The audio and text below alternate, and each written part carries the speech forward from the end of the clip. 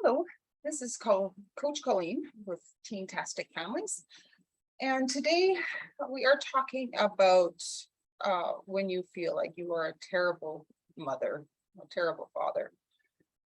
And I wasn't actually going to do a video this morning, but I've had it on my heart all morning. And so here we go. Somebody needs this. We all screw up as parents. Hey, you don't even have to be a parent to screw up. It's just when you're a parent, you're thinking, oh dear God, I'm taking all my children with me down the tubes as I totally mess things up. If you've lost your cool over something someone said or did, totally overreacted.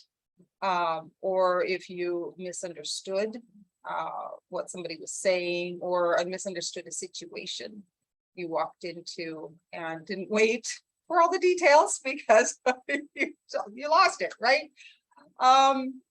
And in the end, you end up embarrassing your teen. Sometimes it's done in front of their friends. And so sometimes the repair of that takes more than one step, which we'll talk about in a minute. But sometimes we just totally screw up. Another way we might feel we are a horrible parent is nothing you say gets through. It's like talking to a wall. You're thinking either you want to, shake them or shake yourself and pull your hair up because they aren't listening, they're not paying attention, whatever the situation. You're thinking a better parent would be able to get through, right? We always think the worst of ourselves. Or another way we might feel like we've failed as a parent is your teen might be in jail. And that's reality. There's so much that is going on nowadays. Kids can get caught up in so many things, and then they're manipulated into doing things they wouldn't normally do. In their mind, they're thinking, dear God, how did I get here? And they might not know how to get out of situations as well. So there's a lot of factors that go into it, but if they're in trouble with the law, you feel that responsibility very loud in your head, your own, self, condemning you as to, and different things people might say, and whether that's authorities or even people you thought were friends. So there's a lot of pressure on parents to be perfect, and we aren't. Nobody on this planet is perfect. People who think they are really have no true friends. Right? Anyway, rabbit trail. So the great thing about being a Christian is, and I've said this before, I am a Christian, and this is a program around Christian principles. But the great thing about being a Christian and a Christian parent is you are not raising your teen alone. When you do screw up, you can find forgiveness. But yeah, being a Christian, you're not alone. People have said, I have eyes in the back of my head, I can see what you're doing.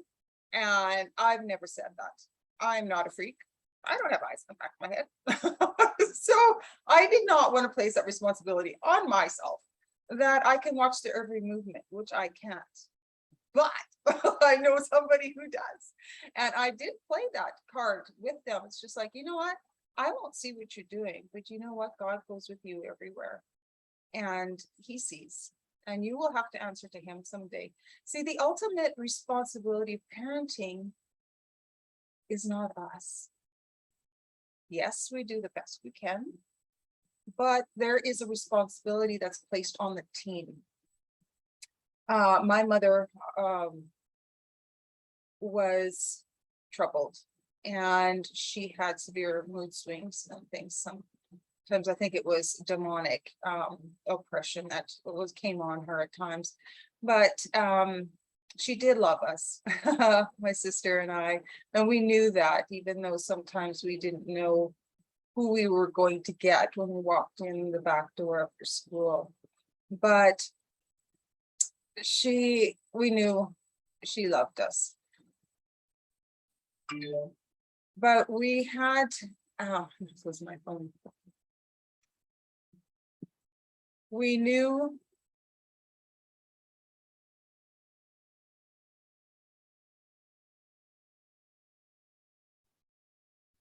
that she loved us, but that responsibility too fell on us as to what kind of people we were going to become.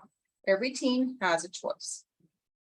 When my dad remarried, when I was 13, I tried to take the best out of both examples I had as a mother and become the best person I could be. And I just picked the things I wanted to emulate out of each. And now I say, well, now I'm just darn near perfect. But what I'm saying is there is responsibility that falls on the teen. Look at God. He's the perfect father. His kids screwed up, right? So as parents, you do the best you can.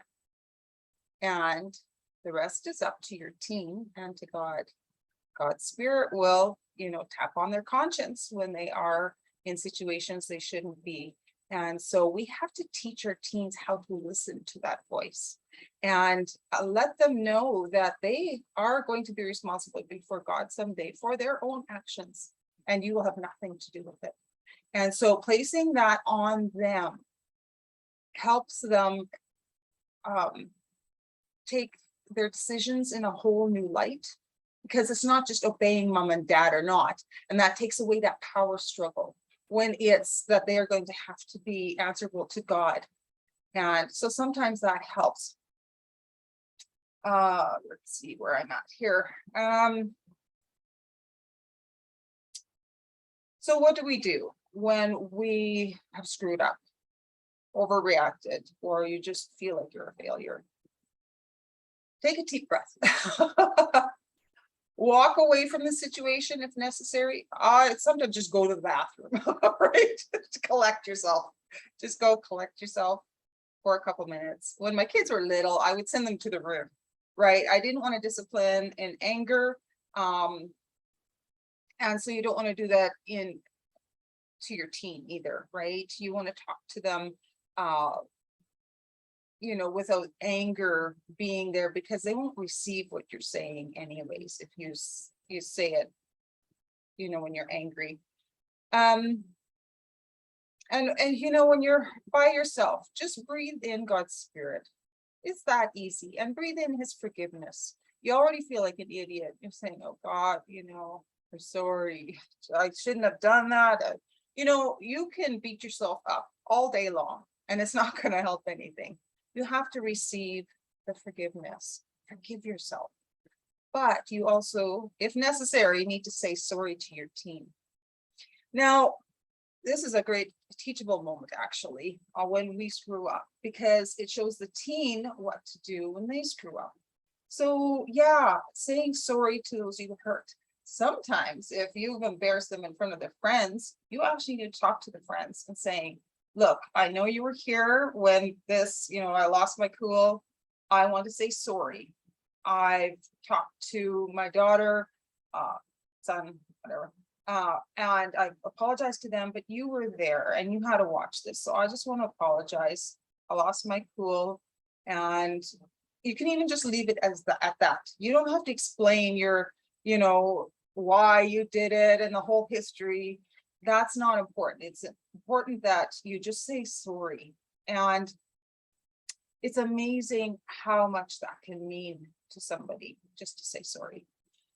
And then you need to take time to hear the whole story. If you had jumped to conclusions, listen, forget what happened, listen with a new ear, and you can start over. Okay, you can even tell your team, okay, let's start over. What happened? What was the situation? There are some days as a parent where you think, I don't know if I did anything right today. You just feel like total screw up. You're crawling in bed, putting the covers over and not coming out, because you just don't even want to do this anymore. some days, let's be honest. You know what, and the number one rule, as long as your kids know that you love them, the rest can be figured out. Tell your teens you love them on a regular basis, not just when you screw up, not just when you want something from them, not when they're good. You need to tell them you love them when they are not being good, because they need to know that your love is unconditional. God's love is unconditional, and we mirror that as parents. No, I don't like what you did, but I love you as a person. And so keep reaffirming that to your teen, because they could feel like a screw up all day long too. And just that affirmation from you, who has seen the screw up, that they are still worthy of your love, is huge. Is huge. We all need to feel worthy of love, because we all screw up. What happens if we're not worthy anymore when we screw up? Well, then our whole life becomes about performance, and that's not how life is supposed to be lived. And so you want to create good patterns for your kids, right? You know, and if you have had a really bad day, just be glad tomorrow is a new day. Don't carry today's mistakes into tomorrow. Let them go. If you've made your statements of, you know, saying sorry and repaired any damage that you possibly could, you know, from your explosion, then let it go.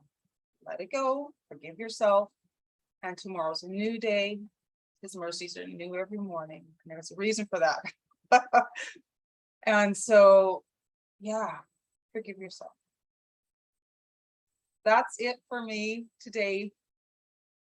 I hope this helped you. And if you want to get a hold of me, you can contact me, email teentasticfamilies@gmail.com. That's teentastic, like fantastic, but TEEN tastic, TASTIC, families@gmail.com. I'm also on Facebook. You can message me there. Don't forget to subscribe, the shiny button down below, and hit the notification button next to it. That'll notify you when there's any new video out. I usually send them out weekly. So I can offer you a free 45-minute strategy session if that is what you are wanting. I do work with people one-on-one and in groups. Actually, groups are really fantastic, because you sometimes people ask questions you don't think to ask. And so it's a great 90-day program. There's a start, finish, and you will be more prepared to raise your teens than you ever thought possible. Seriously, I took training before my teens became teenagers, and it was the best thing I ever did. Best investment I ever did, because I had the confidence about situations that hadn't even arisen yet. And when you came to it, it's just like, okay, I've got this. I know what to do. I can help you with that. So if that interests you, please email me or direct message me on Facebook or Messenger, and we'll get a free 45-minute strategy set up, and we'll go from there, see if it's appropriate for you. All right, have a great day, parents. You've got this. You can do this.